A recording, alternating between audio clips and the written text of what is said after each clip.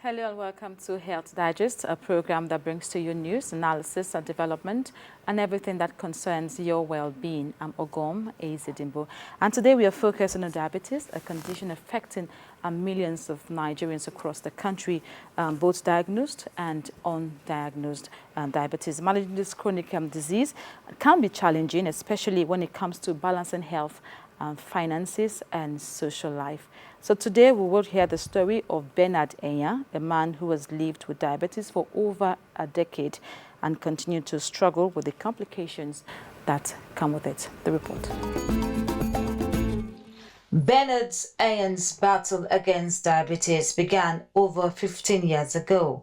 To administer What started as a routine health checkup soon degenerated into a life-altering experience. I was very angry with myself. Even the doctor that was telling me, I was just thinking that he was just trying to impose something on me or something.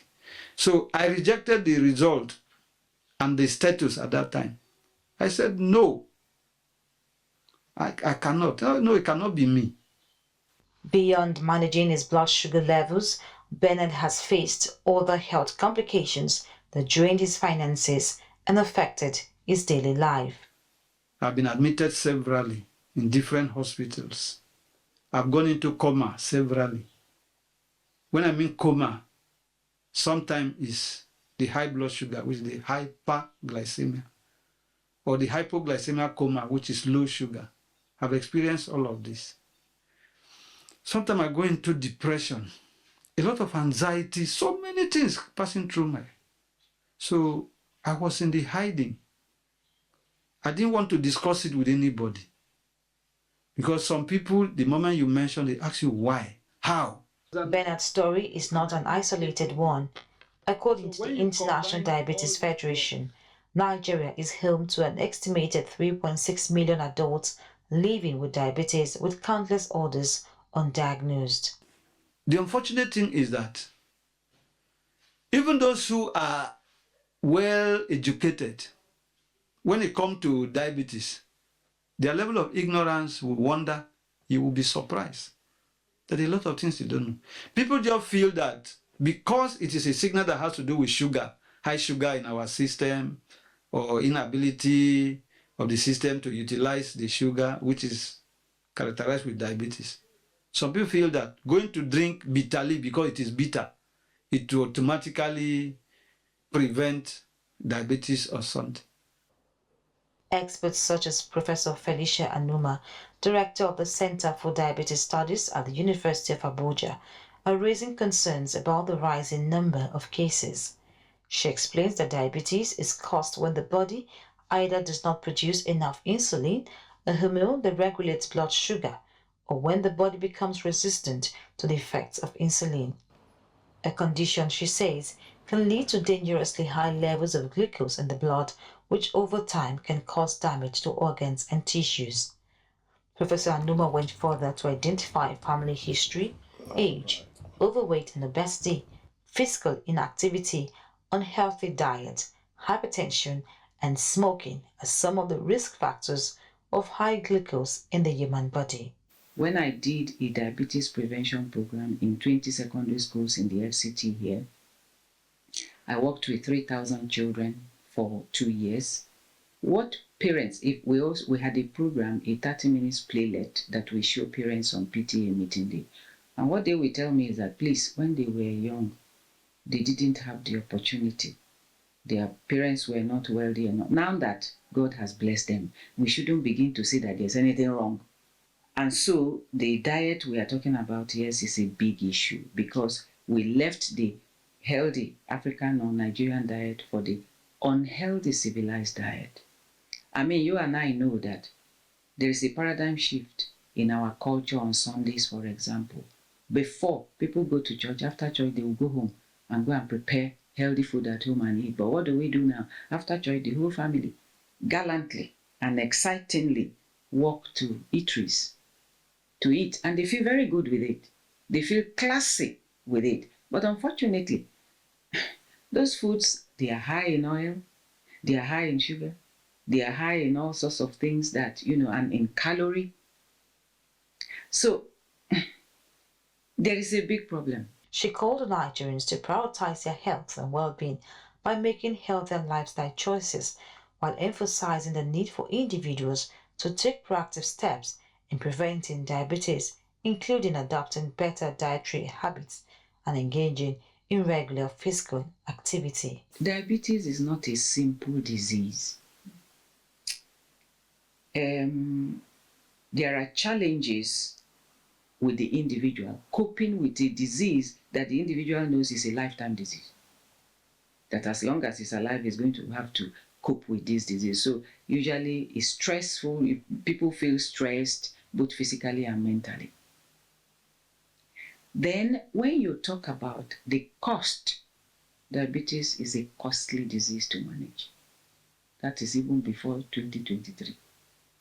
So we have many of our patients now cannot afford their medications.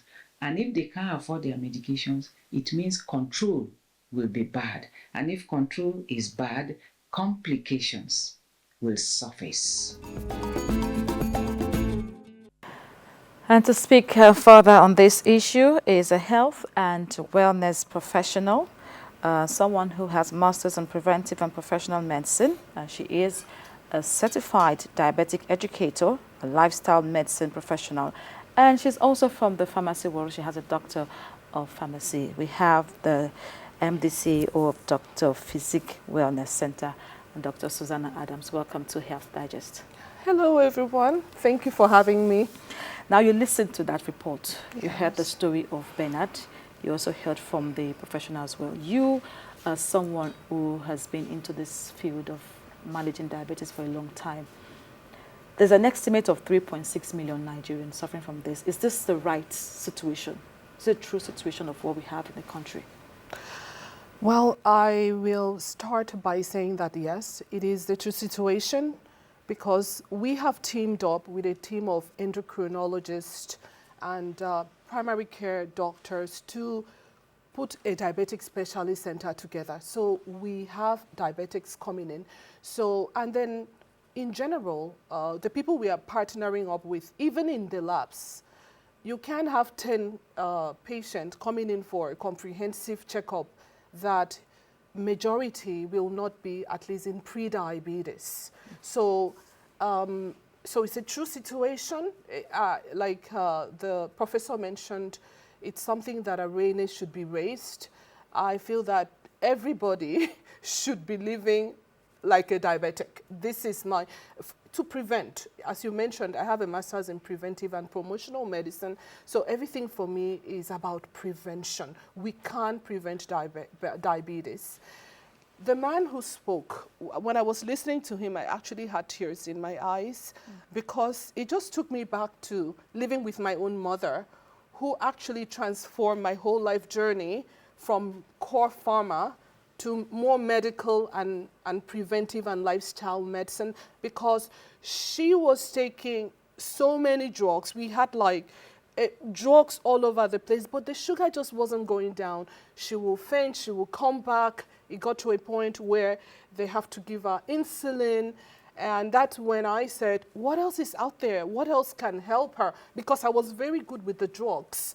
And then I discovered lifestyle medicine and the natural approaches that we can use to bring down diabetes. And luckily for me, I was in the United States, and Harvard Medical School offers the lifestyle medicine program, which after I was done with that program, I changed my mind and dedicate my entire life to saving diabetics. So yes, it's a true situation, and we are going to do something about it by God's grace.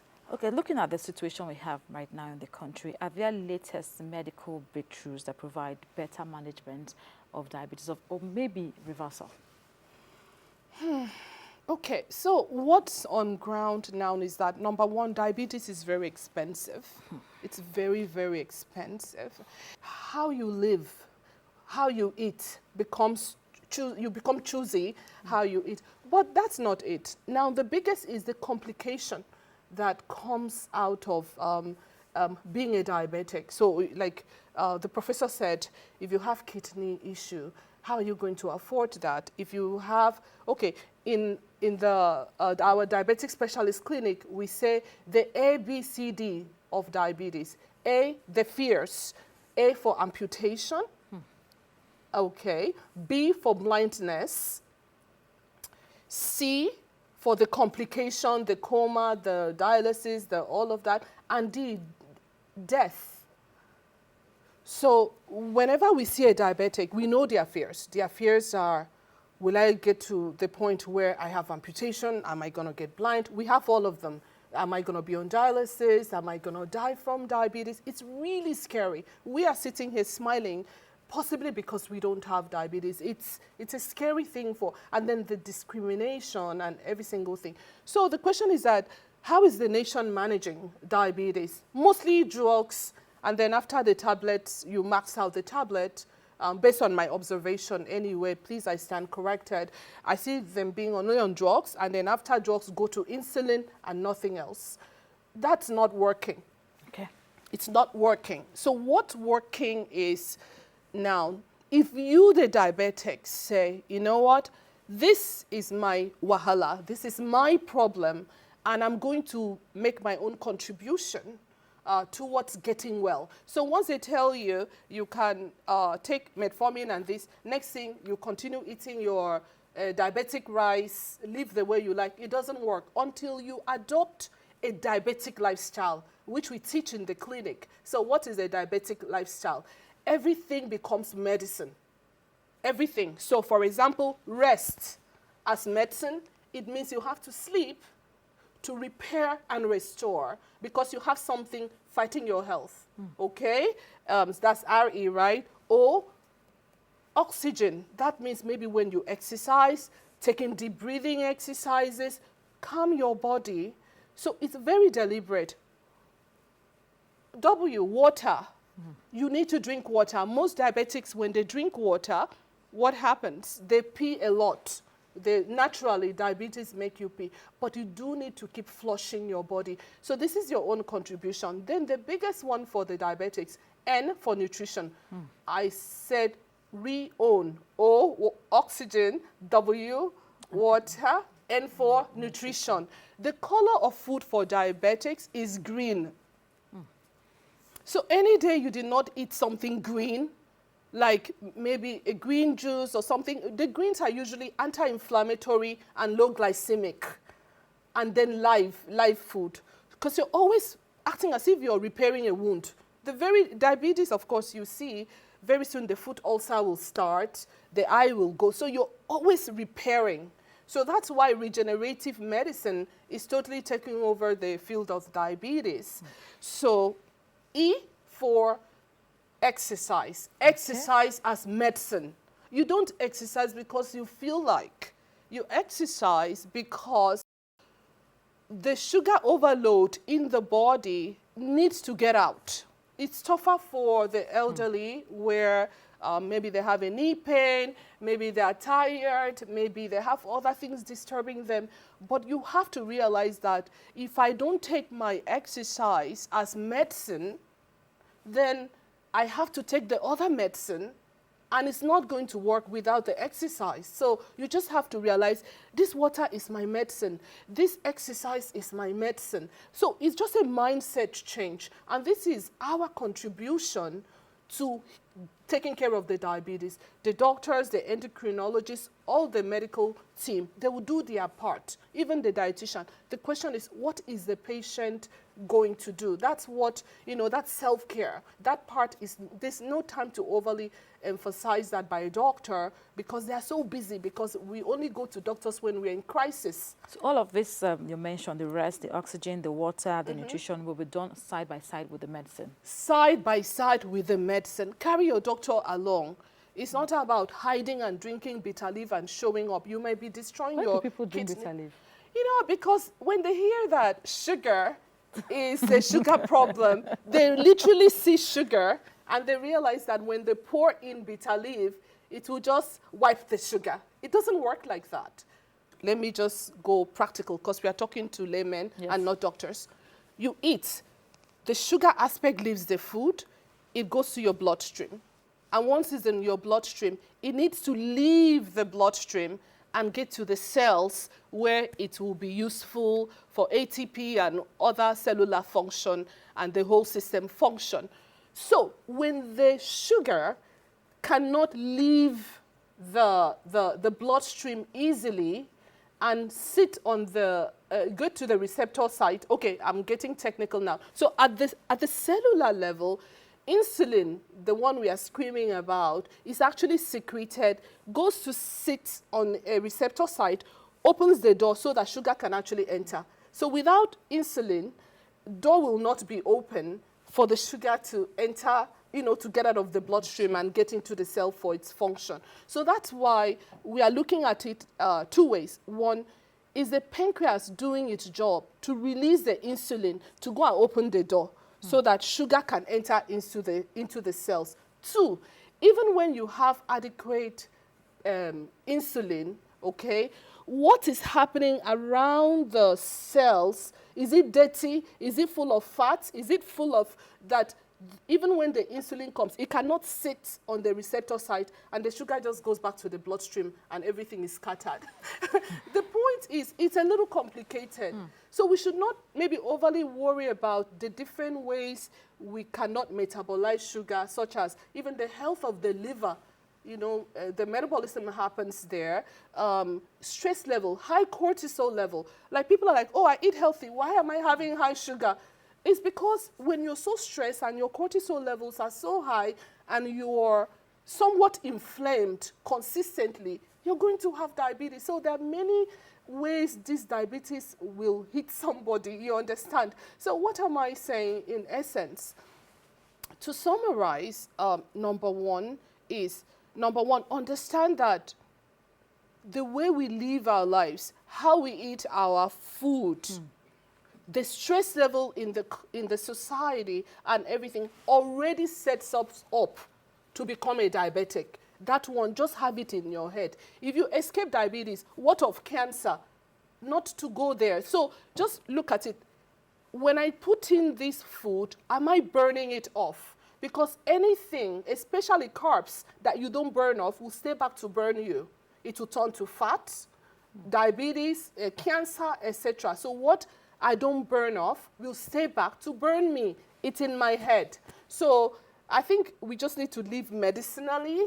And if we live medicinally, I think we can get this right. Now, talking about management as well, what's the place of stem cell treatment? Okay, so stem cell Because I hear people say stem cell. Okay, so the question is, you know, when you talk about stem cell has come to stay. Okay. A little Google search will give you a whole world of what is stem cell. But the truth is that, you know, diabetes, as you can see it, is a disease that is constantly destroying the body, okay? So stem cell is at the base of any cell regeneration. So when you're trying to regenerate cells, what cells are we trying to regenerate? We just learned that when the pancreas is not working very well, so maybe the pancreas, for example, is a little dull, is tired, is covered with fat, it's just not producing adequate amount of insulin. So when you take in stem cell, and there are different types of stem cell, there's plant-based stem cell, there's placenta stem cell, there's embryonic stem cell and the one they take from your body. So, but when we give the stem cell to the patient, what we see is that the wound, let's say you're already scheduled for amputation, the wound will just heal back up. Yes, you just have better glycemic controls. And so the simple answer is yes, stem cell is really helping. Orthodox and alternative medicine now. Which of them is more potent? Orthodox and alternative medicine, Medicine. which one is more potent In managing diabetes. in managing diabetes? Do you want the real truth? Yes. Both. You can't leave one out. Both. And prove me wrong. You can't leave one out. When you say in managing diabetes, I want to believe that the diagnosis of diabetes already exists, where your HbA1c is above 6.5 or 7, depending on where you are. In our clinic, we leave it at about 6.2 because of that preventive medicine thing that we are doing. So once you have, want to know, do you have diabetes? They will do things like your HbA1c, fasting, random, maybe oral glucose tolerance test, maybe even a urinalysis, a dipstick test. There are ways to find out you have this diagnosis, number one. Two, if your diabetes is like way off the roof, okay, you're risking coma. How would you say that you want to go home and take bitter leaf? It doesn't work. You first have to go to a doctor, and the doctor will put you through. Sometimes we might need insulin to quickly crash it, then taper you down to oral medication. It's at the point of oral medication that you need to start doing that self-care and lifestyle medicine, so that, number one, the oral medication will work longer. Two, you can even outrightly eliminate it. I don't know if you understand. Now, if you're a pre-diabetic, you can now start the lifestyle modification thing, exercising, decreasing stress. One thing I teach my clients and my patients, do you know that if you cut your food, whatever you're eating now, in half, you've reduced your chances of being a diabetic by nearly 80%. Because we eat too much. We eat as if we are going to farm, market, and somebody is not carrying the handbag.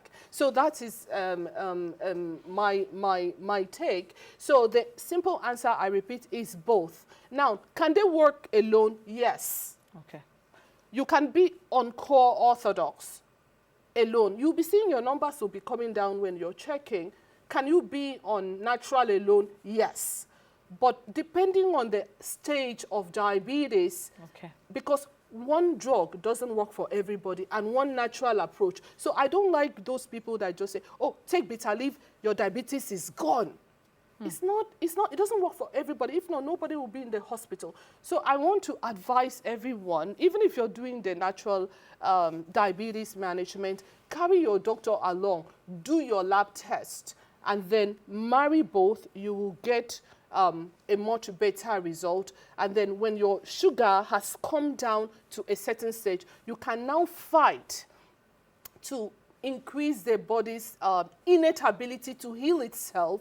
And then the orthodox medicine can now come off. But when it comes off, you're in a place called remission, because diabetes does not really like going away. If you go back, it comes back. Okay. So if you go back to doing all the things that got you to become a diabetic, it will come back. How do I know this? I've been practicing this diabetes type medicine for almost 20 years. So I've seen everything. I've seen where beans, I can list the food that helps to bring down sugar. Beans actually will increase somebody's diabetes, and rice will reduce it. This is to tell you that... Is it because of the system, the way their system works? It just happened for one person, so I can't generalize it. Okay. But that for me meant that you have to listen to your body. You try unripe plantain, it's working, you write it down. You try oatmeal. Oatmeal will increase for one person and reduce for another person. Honey will decrease for another person and decrease for another person. But what I know is consistent in reducing sugar level are things like greens, salad, ugu, okra, fenugreek, cinnamon, the things we use in our clinic that is definitely working. Mm-hmm. Cinnamon is sweet. Cinnamon powder is actually sweet. It's very sweet, but it reduces sugar. So cinnamon, in terms of supplement, we have chromium, neem even the bitter leaf. But the thing is that do it side by side with your doctor. I will tell you something. I wrote it down on my paper. In 1997, not even today, 1997, there was a study that showed that 42% of Americans, 42% of Americans that are diabetic preferred to go to a complementary supplement type of route to get rid of their diabetes. And then today, there's a recent study just published that shows that 75% of Canadians, like people in Canada, are using alternative medicine to take care of their diabetes alongside orthodox. All right, thank you so much, Doctor. But before I let you go, I'll need you to talk to Nigerians. We have seen that from the story of Bernard, from what the professor said, and what you have also said, diabetes is a very expensive disease, you know, not just affecting your health, affecting your finances, and also your social life as well. So could you give us a last word? Sure. Well, as I said before, I grew up with a diabetic, and I've seen the pains of a diabetic, and that's why I submitted my life to the course of diabetes, that nobody will suffer from diabetes if I can catch it early enough. So my last word is, number one, just believe that it's nearly impossible for you to escape diabetes. Do your testing. Ask for HbA1c. Once you see that you're pre-diabetic, start living like a diabetic. That means exercising, eating all those green food, etc. And if you're already a diabetic, team up with your doctor, but do your own contribution, which is the self-care aspect. Drink rest as medicine, oxygen, make sure you oxygenate, water as medicine, your nutrition is your medicine, exercise, and if possible, detoxification. So I think once you think like this, I think you can go very far. Oh, thank you so much. I've been talking with a health and wellness professional and someone who is grounded in preventive and promotional medicine. She's a certified diabetic educator and the MD CEO, Dr. Physique Wellness Center. That's Dr. Susanna Adams. Thank you so much for your contribution. Thank you so much. Thank you for having me. And that's our package for today. Remember, your health is your wealth. I'm Ogom. Easy Stay safe.